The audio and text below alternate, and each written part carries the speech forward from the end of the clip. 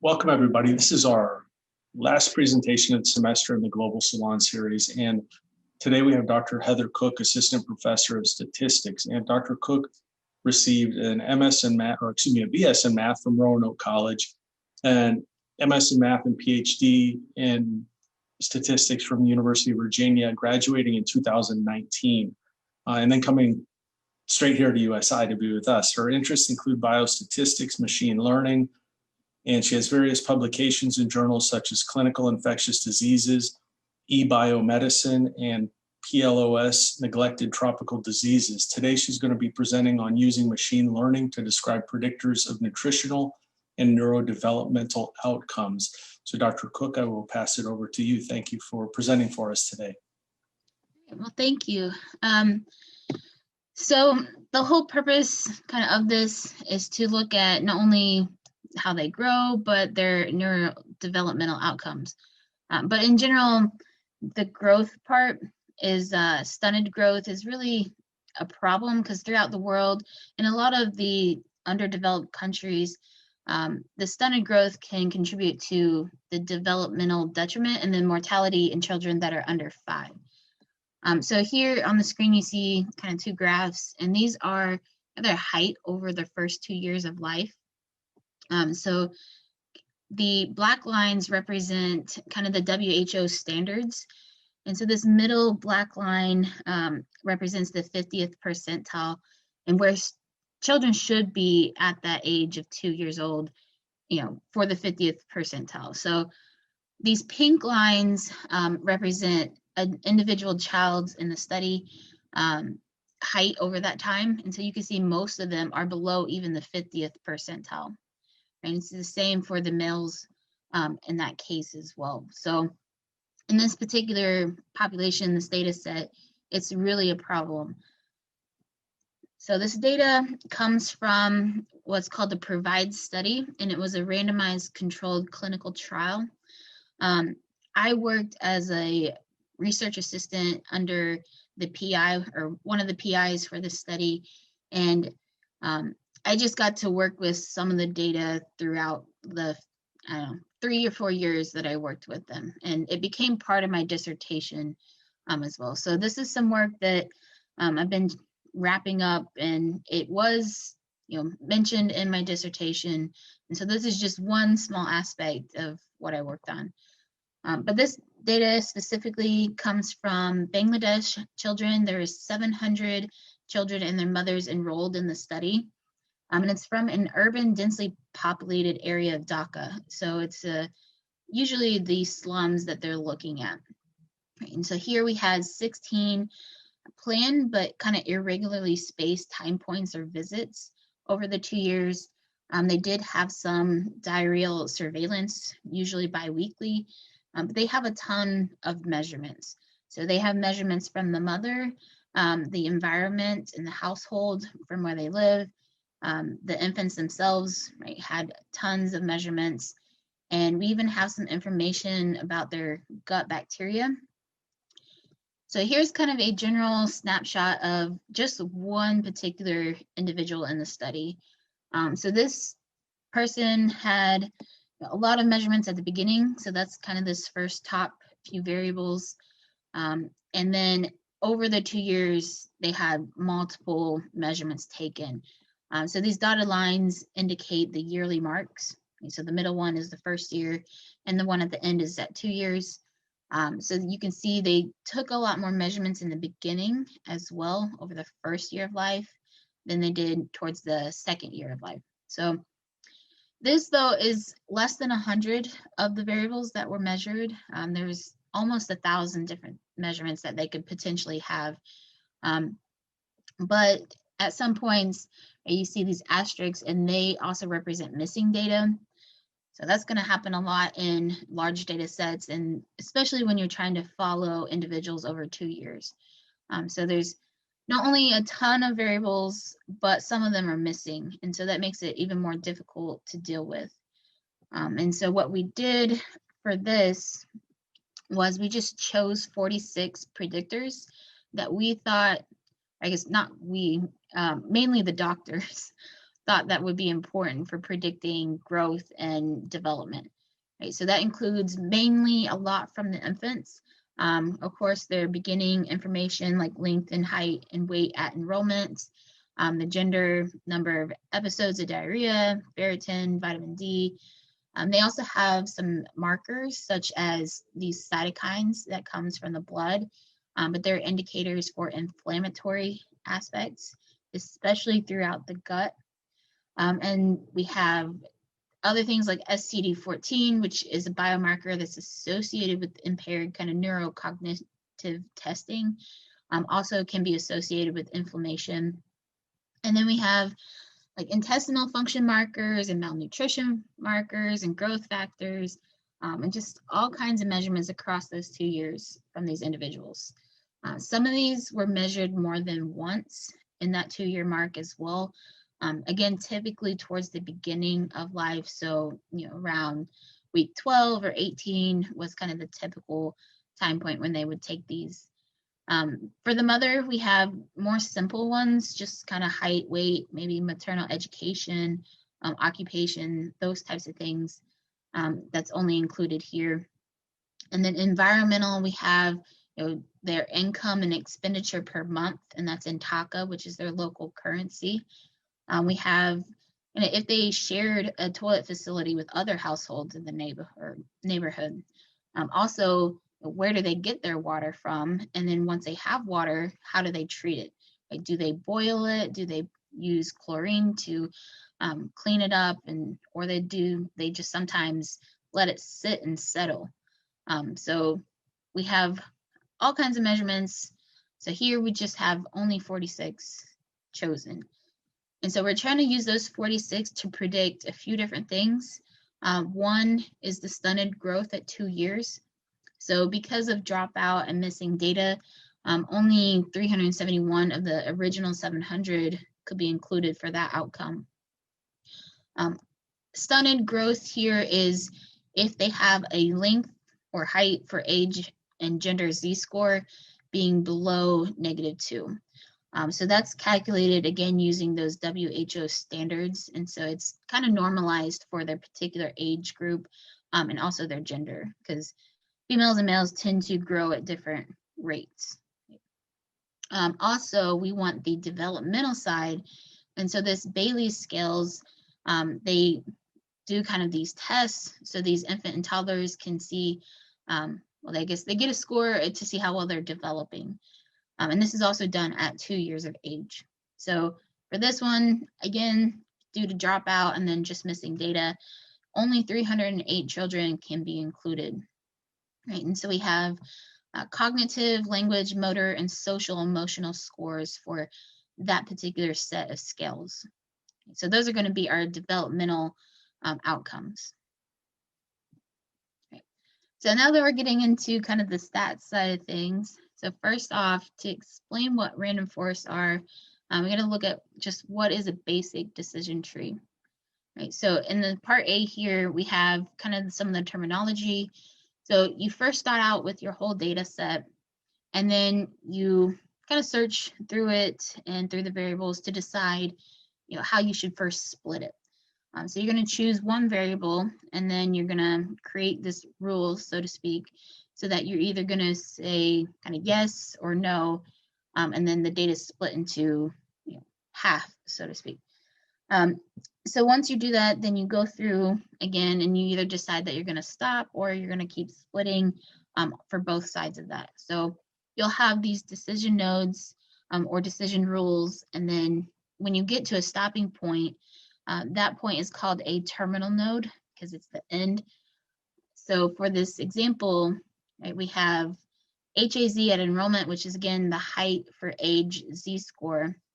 And if that is less than -1.5, right, then we could also potentially classify them as stunted. Right? So if they are already starting out at a low height, they may then at 2 years already have a stunted height.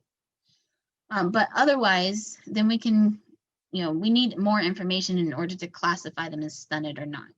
And so it could be potentially we look at whether or not they treat their water at all to clean it.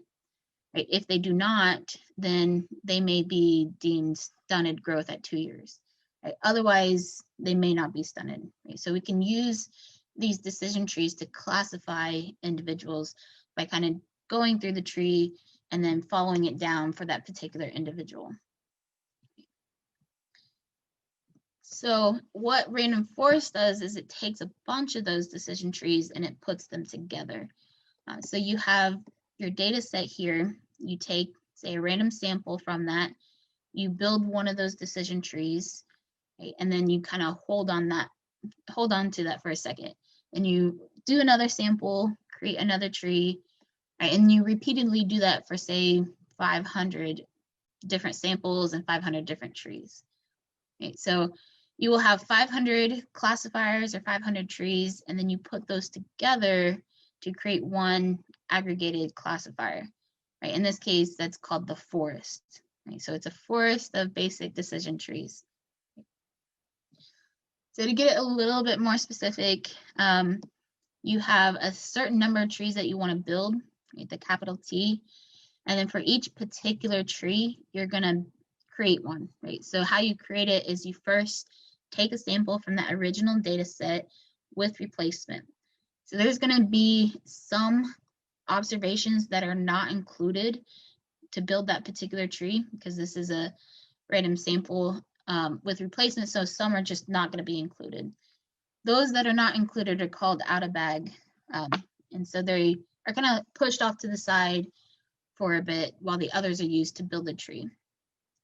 So for building the tree, you have that sample that you've taken, and per each split of that tree, you're going to randomly select K different predictors from the original list. Right? So we have 46 original predictors. So you may randomly select, say, 10, right, for each split. And per each split, you're going to then choose the best out of that 10 to split on. Right, so then that does that continuously until it meets that stopping criteria. And then you have one tree that is built. And so it repeats that again for a new random sample and creates another tree and so on and so forth. And so you have a collection of trees. Right. During each tree, you can use those out-of-bag samples to help calculate the idea of variable importance. And so the VIMP will stand for variable importance. But you'll have a variable importance for every predictor that's in your particular tree. So sometimes you may not include a predictor in the tree, and so then it's going to be deemed like unimportant, right? Because it's just not going to be used. But other times things will, certain predictors will be used a lot, and they will be used in many of the trees in the forest. And so that would be possibly deemed as an important predictor. So important can mean different things depending on the situation and on the outcome. So we'll talk a little bit about those.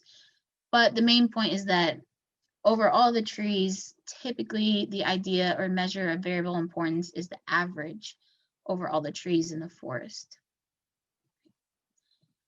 So for the stunted growth outcome, it is a categorical outcome. Either they're stunted or they're not at 2 years.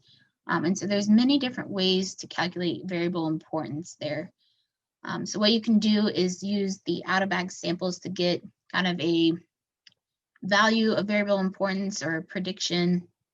And then you compare that to the values that were used in the actual tree's formation, but you randomly shuffle them. And then you see if your out-of-bag variable importance is any better than a random shuffle of the original values built for that tree. So it's kind of an idea of, is our tree doing any better with actual values that weren't used to build it, right? So they're kind of testing values versus if we just take random permutations of the original values used to build the tree. Right? So if it's just random data, it shouldn't do very well. So we're hoping that our out-of-bag does better. If it does better, then we have good predictions, and we also have then good estimates for a variable importance. So with the categorical outcome, we can look at the accuracy in our predictions or our classifications, or we can look at what's called the area under the curve, or we can look at this idea of Gini impurity. So for this one, I've focused mainly on just the accuracy because I think that's what people can generally understand, right? How accurate are our classifications, and that just indicates how well we are doing in our predictions. For the Bailey's outcomes, like the cognition, language, motor, and social emotional, they are quantitative values. And so we also look at kind of how well we are predicting them. And that's through this idea of mean squared error. And so error is, in a sense, how well are predictions versus the actual value. Right? And so we're looking at an overall average of that error. So in R, which is a statistical software that I use to do all these calculations, there's a lot of different packages or functions that can be used. And so I've chosen just two that are mostly used, and they're kind of the standard packages. So random forest and then random forest with SRC. So there's not much difference between them. It's just kind of what you can get out of them is the important part. So the other kind of issue is, for these variable importance measures, it's just one value per predictor, and it's an average over all the trees. But there's no idea of how variable those variable importance measures are. So you can get a ranking, but it's like how stable is that ranking is really the question that you should also be asking. Right? Because a lot of the times they just use what is outputted from the random forest, and then they say, oh, this is the most important variable. Well, it may not be the case, right? So we want to explore it through confidence intervals, but the theory behind it is kind of not there. And so we need to use this idea of bootstrapping, which I'll explain, but it's kind of a way to get around the fact that we don't have the theory in order to create confidence intervals in this situation. So bootstrapping is a method or a way that we can figure out confidence intervals without having to delve into the theory of all this. So first, you have your data set. You take a random sample of size n from the data that is also size n, again with replacement. So from there, you will implement your model or your method, and you'll get that statistic that you're interested in. So for us, that would be like the variable importance. Then once you have that, right, you would repeat the process of sampling and then getting your statistic several different times, maybe say 1,000 times. And so what you wind up with is 1,000 different values for your statistic. And so those values can then tell you about the distribution of the statistics, which then gives you an idea of their average or how variable they are in general. And so using those 1,000 values of the statistic, you can take the 2.5 and 97.5 percentiles from that, and that will then create your 95% confidence interval. Right? And we can do this per each predictor. Right? So we can't just take a random sample and then do a random forest model on it and then get a variable importance value. And so the reasoning behind that is random forest in itself kind of already is using bootstrapping, right? It's using a random sample, building a tree on it. And so we can't guarantee that the out of bag samples from that tree are really out of bag because we are doing with replacement sampling. And so you could potentially get the same observation more than once. And so you might have a situation where an observation was used to build the tree, but then you're also using it to make predictions and calculate that variable importance. And so in that sense, it's repeated measures and it's no longer totally separate parts of the sample. Right? Because you can have an observation that's the same in the tree that's also being used outside of the tree, and we don't want that to occur.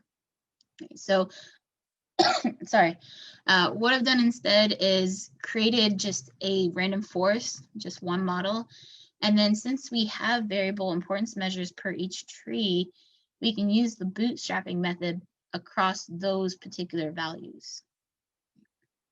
So we first train a random forest, right, to get kind of the optimal prediction. So what that means is we're going to have to select like how many trees we want in the forest, and then a few other parameters. Once we have that, then we will create our random forest model. Then per that, we have the variable importance values for each tree in that random forest model. So using those variable importance values for the tree, we will get, however many trees we have that many variable importance values. So then we treat those variable importance values as our data set. So then we can implement bootstrapping from that set of values. Okay, so we will take a random sample with replacement, calculate the average variable importance, right, and then we will repeatedly take random samples and calculate the mean variable importance each time. Right. So then we have our mean variable importance, and we can see how variable those values are. Okay, so we want to take, again, the 2.5 and 97.5 percentiles to build our confidence interval for each predictor. So for an example of what that looks like, here we had a random forest built with 2,500 trees included in it. And so we will have 2,500 variable importance values to sample from. And so here you have just some of the top few variables that were deemed, I guess, not necessarily deemed important, but may be deemed important for predicting stunted growth at 2 years. So for each one of these, the bar goes out to the average variable importance value for that predictor across the random forest. Right? And then we have our 95% confidence interval that's created using the bootstrapping. So to interpret this, right, we can clearly see this confidence interval doesn't overlap with any of the other confidence intervals for any of the predictors. So clearly LAZ, which is the length for age and gender Z-score at enrollment, is the most important for predicting whether or not a child is stunted at 2 years of age. Right. Then next, the mother's weight here, again, it's not overlapping with either of the adjacent confidence intervals. So we can clearly state that mother's weight at enrollment is also an important predictor, but it's the second important predictor for stunted growth. The next few, right, they overlap quite a bit. And so it's not clear as to what order they're going to come in.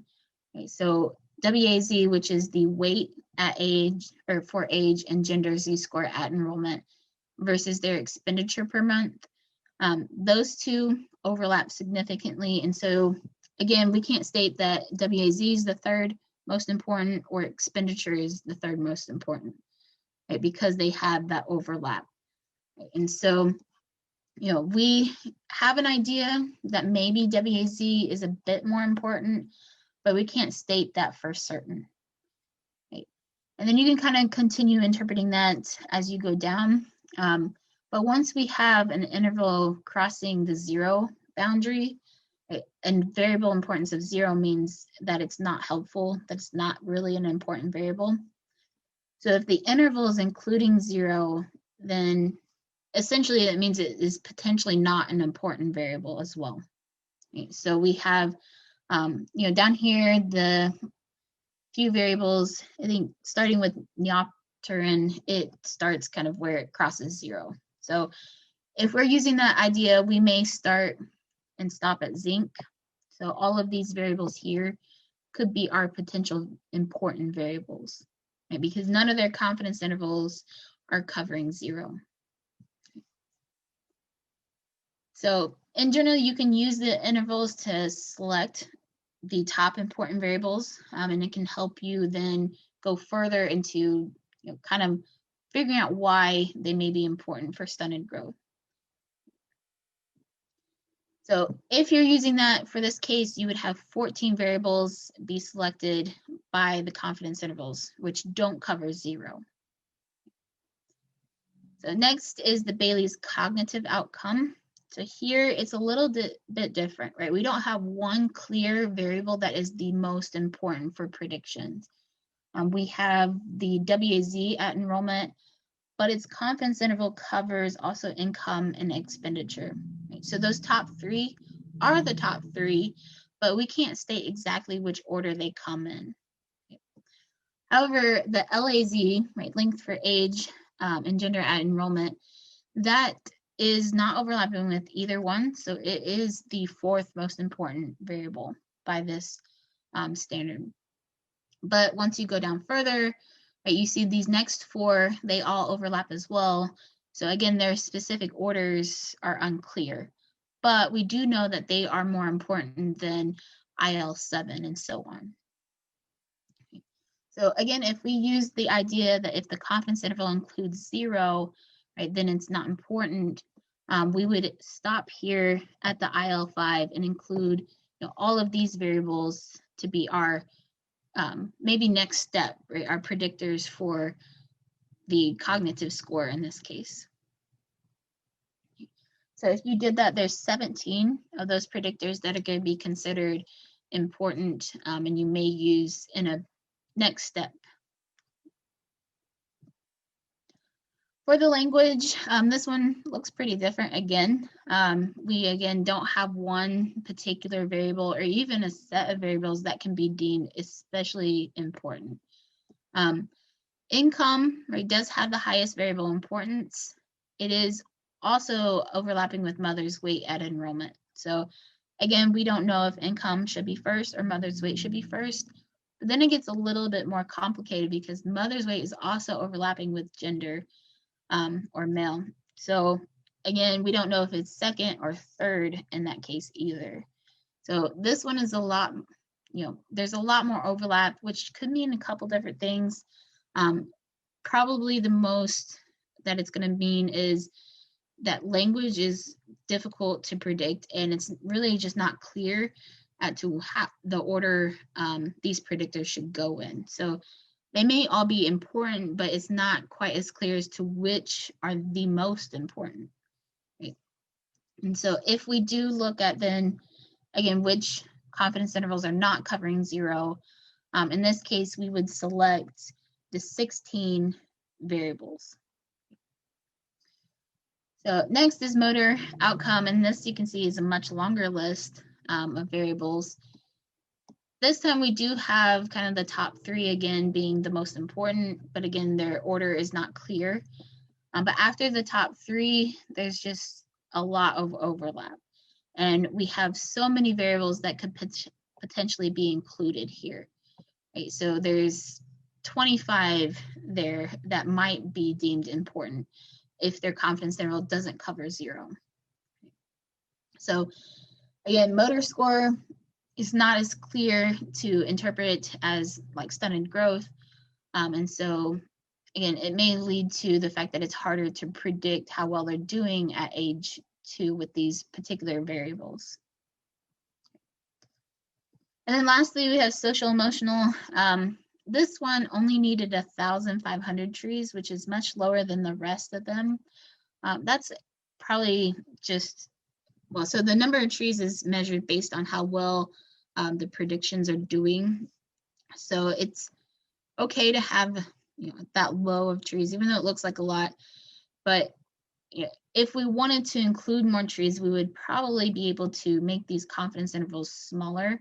And then that would also aid into the interpretation. So there is a balance between letting it pick and training it for optimal predictions versus having it be a larger number of trees to aid in our interpretations. Okay.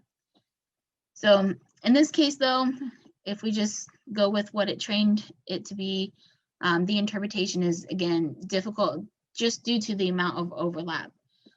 But we could probably stop it at the TNFA here and say that TNFA and anything above it, right, are clearly the top important predictors, mainly because they only overlap with expenditure. So, I mean, you may also include expenditure in that list, but again, expenditure can overlap with any of these other ones. And so it's, again, not clear that it should be that high on the list. right? Whereas all the others do not overlap with any of the lower ones except for expenditure. So again, if you use the rule of having only positive variable importance values in your confidence interval, this one would only select 15 variables. So in general, what we can kind of gather from this is the cognitive scores. You have the weight at enrollment, income, and expenditure are clearly the top three, but it's closely followed by the length at enrollment for the infants. You could also include ferritin, SCD14, TNFA, all which are measured at week 18, and the mother's weight in the top predictors list. Language was where we kind of got into the more tricky situations since there were so many overlapping confidence intervals, but it does seem that income and mother's weight are the top two predictors.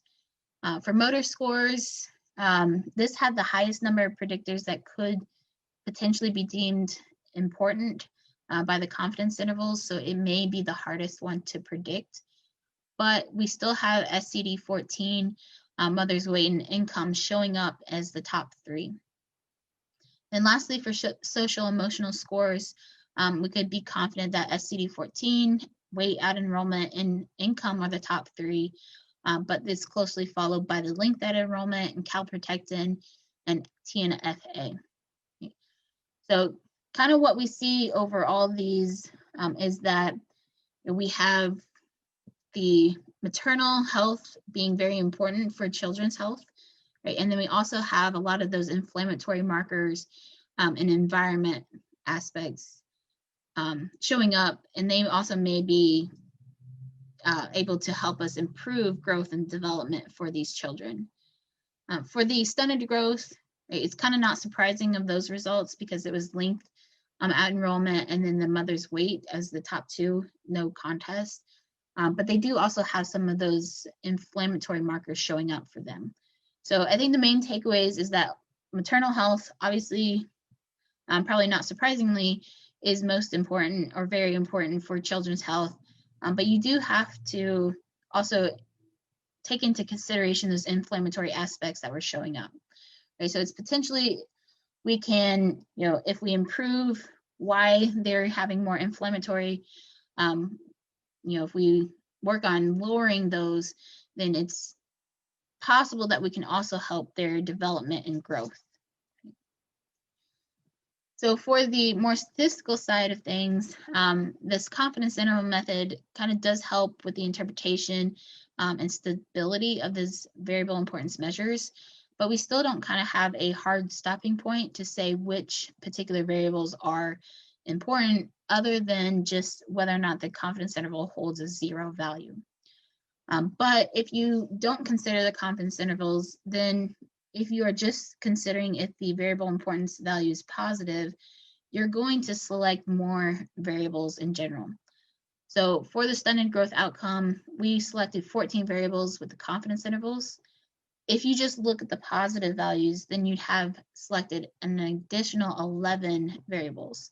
And so having 14 versus 25, right, is kind of a big difference in some situations. And so, being able to whittle it down even further is an important part of the interpretation. Right? Also, generally, what I saw, if you look at the full graphs, is between, after the first few variables, there's a lot of overlap in the middle values. And so it's really hard to determine the middle predictors ranking order, right? So we can't clearly state which variables are, say the 6th or 7th most important, right? It's really hard to do that.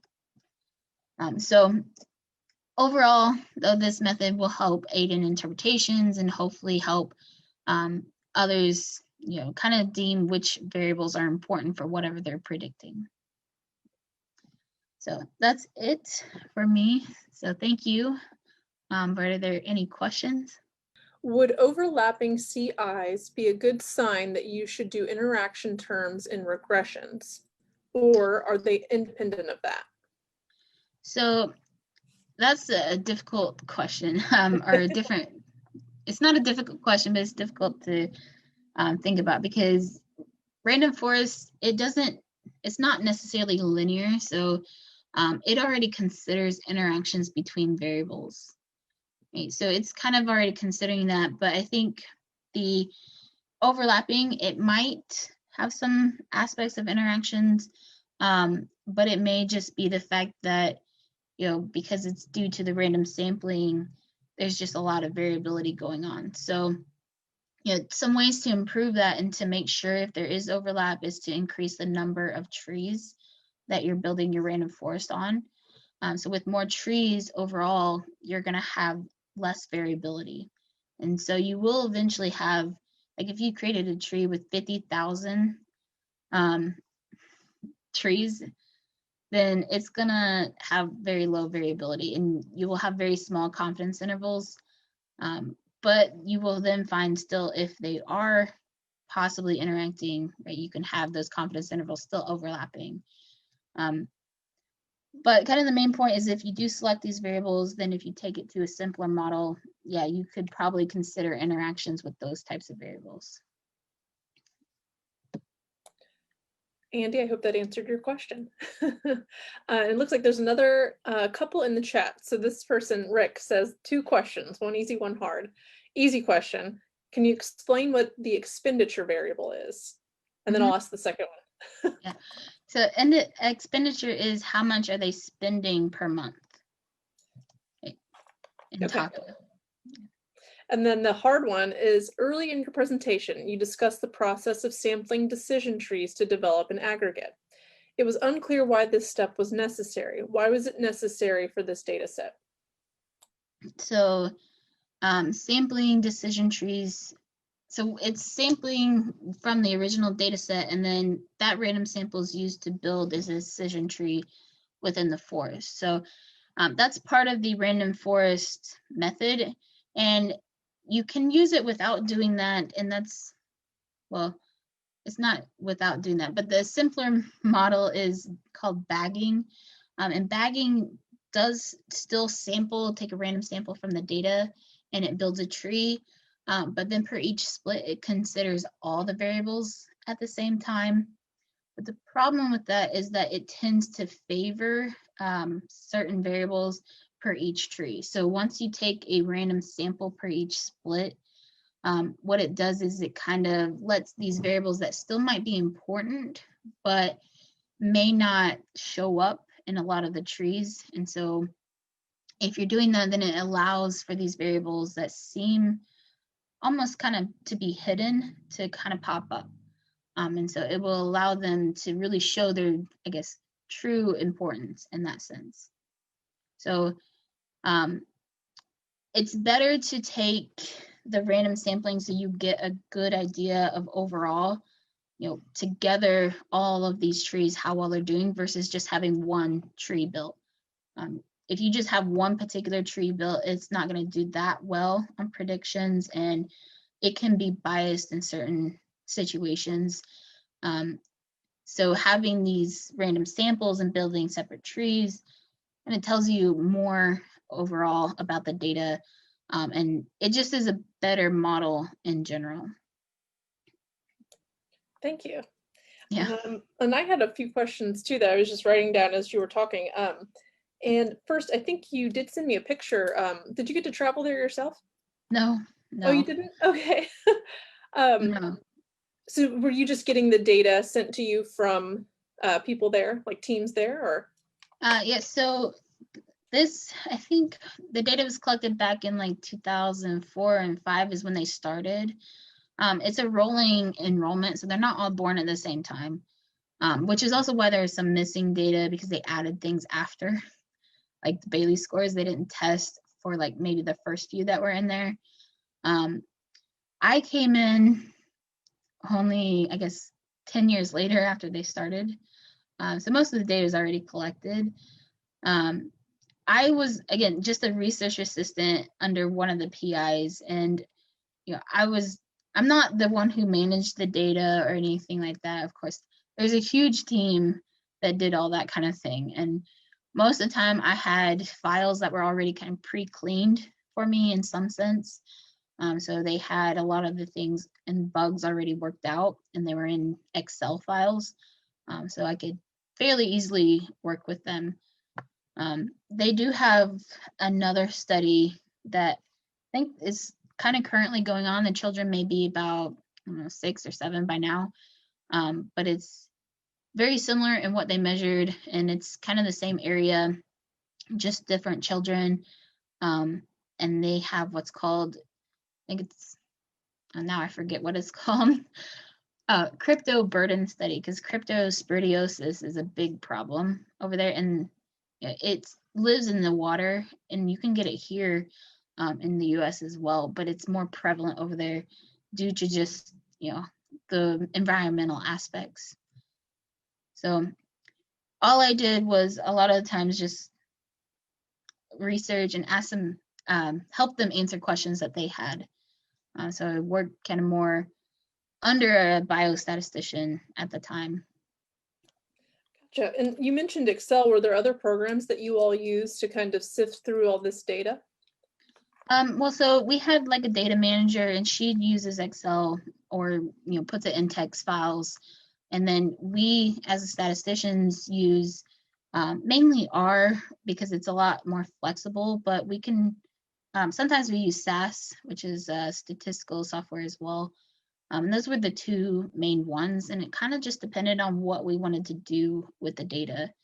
A lot of the times if we wanted a method that was, it's well known, set in stone, we use SAS because it's, checked, double checked, program, and it's standard. Whereas like random forest is kind of newer. I don't think SAS has all the bugs or even all the features built into it. So using R allows you to do a lot more with it, right? Especially if you want to do something like this, where create your own confidence intervals.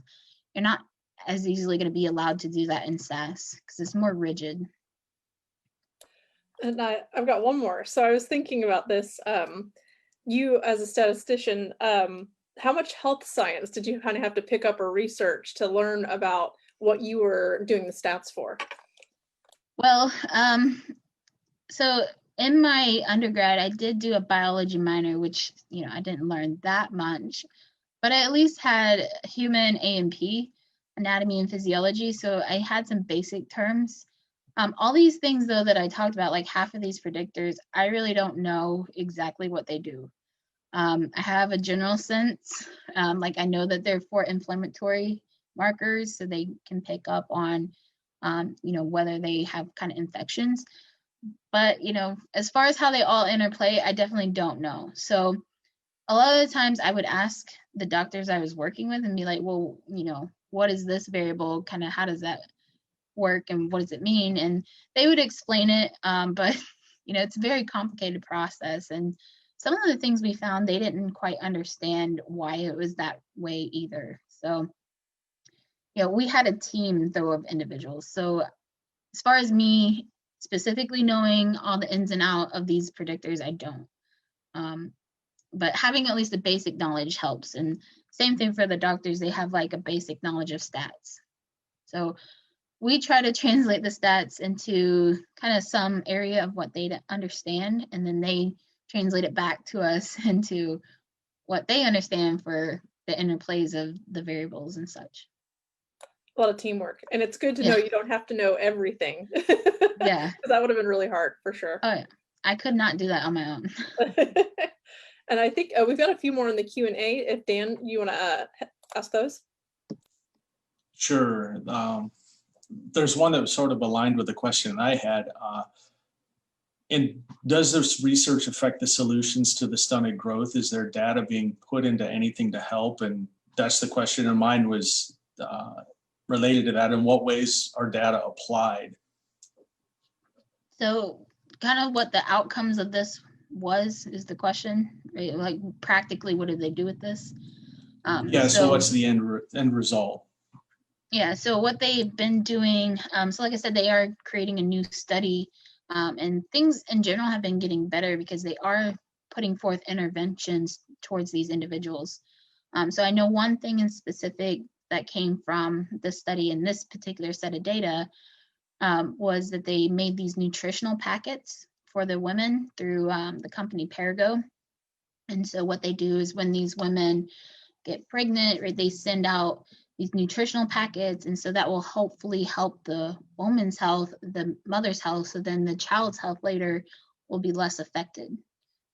Right, so they are doing things. The PROVIDE study was intentionally, the main purpose of why they did it was to get oral polio vaccines versus some other form of it. And so that was, the original aspect of it was to get that vaccine out there and see which one was most effective. But then they also measured all these other things so we can answer a lot more from it. And then the mother's aspect really came up, and that was one of the main things that happened from it. So they do apply interventions after the fact, but I'm not always aware of what's happening. So. Okay, thank you. There are two others, and then I have a couple. The first one, is it possible to get the same set of variables by applying variable selection methods such as stepwise or backward elimination found in regression? Yeah, so yes, I know what that means. So it's different models, and the variable selection, yeah, you can use it, but I guess the strong suit of using random forest is that you don't have to worry about whether or not there's interactions, or if there are higher order to the variables, like if you need a squared value in there somewhere. So we did do that in one of the papers. We compared what's called conditional random forest, which is a different subject kind of, but it's a version of random forest, and that's compared to these regular kind of variable selection methods. And it does pick up on some of the same variables. So it is a good confirmatory thing, but there were more than what was expected and some slightly different results. But overall, you can use it in the same manner. It's just thinking about, whether you want to include interactions and all that sort of thing, which again is the strong suit of random forest. So short answer is yes. Thank you. The other, how did you get the first two graphs, and what would be the model equation explicitly? Right. The first two graphs were the growth curves of the individuals, right, where they're compared to the WHO standards. Right. So for that, the model equation, that was something we were going to work on in my dissertation, but didn't get around to, of how to model the heights of the individuals. But those black lines are, again, from the WHO standards. So they will take the, I guess, kind of so what they did for the standards is they had a very large study. There's over 3,000 children that were measured, and then they had certain aspects for the mothers where they were non-smokers and they could live in developed countries or underdeveloped countries, and they just had a lot of individuals included. And then they found kind of what was overall usual for the students, or not students, the subjects. So the dark lines is from the WHO based on those large studies, and a model, there's a lot of different growth models out there, like some are Gompertz and things like that. So again, I didn't go into that part of my dissertation very far. We kind of got focused on other things. So there's methods to find what that model would be for the growth curves. I don't know exactly what they would be though offhand. Okay, thank you.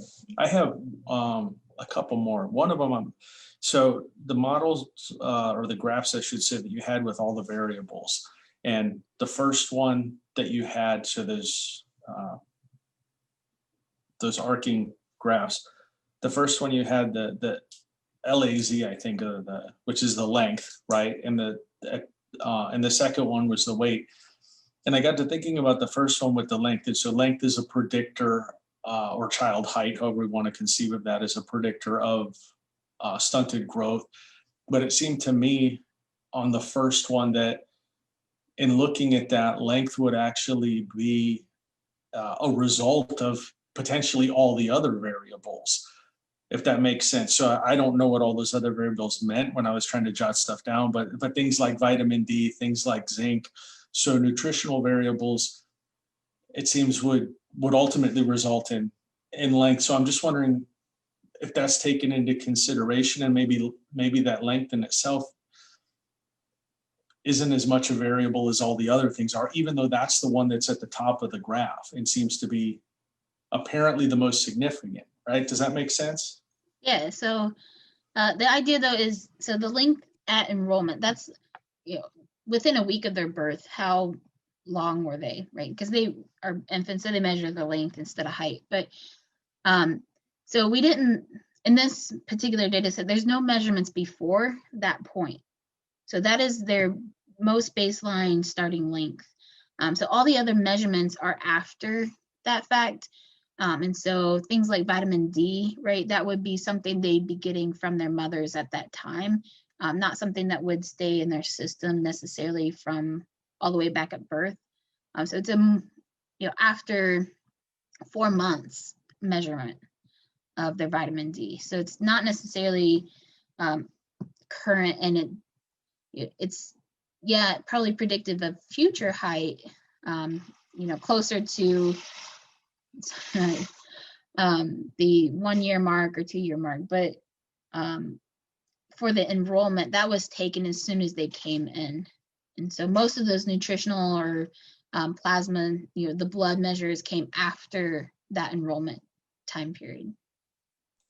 Right? Okay, so that makes more sense, because I was thinking that they were all done at the same, and maybe you had mentioned it and I missed it, but I was thinking they were all done at the same time. So they came in and they got the length, and then they did all the blood draws and took everything simultaneously. So, okay, that makes a little more sense for me. I get the other one that I have is why what sparked your interest in this project specifically, but more broadly in applying statistics to health related issues? Because I see your publications deal with other related or unrelated health issues.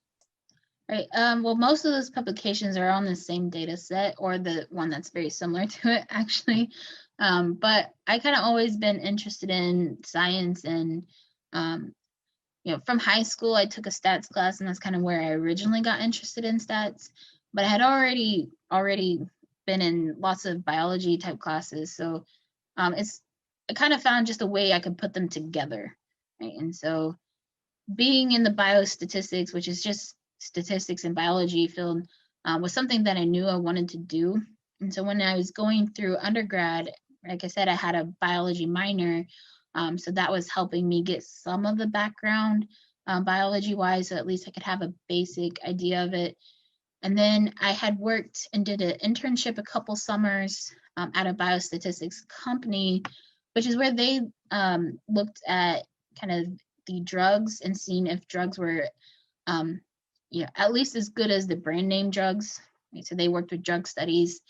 I kind of like that, but I wanted to do a little bit more. So then I went to grad school, and I was just approached by somebody who had been the research assistant before, and they were graduating, and they knew that I had the interest in biology as well. And so I got to talk to my mentor there, and she worked on the study and had been working on the study for a long time. And so I just began, I think, right after my second year of grad school. And I worked there through the next 3 years. And I still talk to them, still work with them. It's just been interesting. I mean, I don't know, I just always liked science and statistics. And so being able to put them together was a real nice part for me.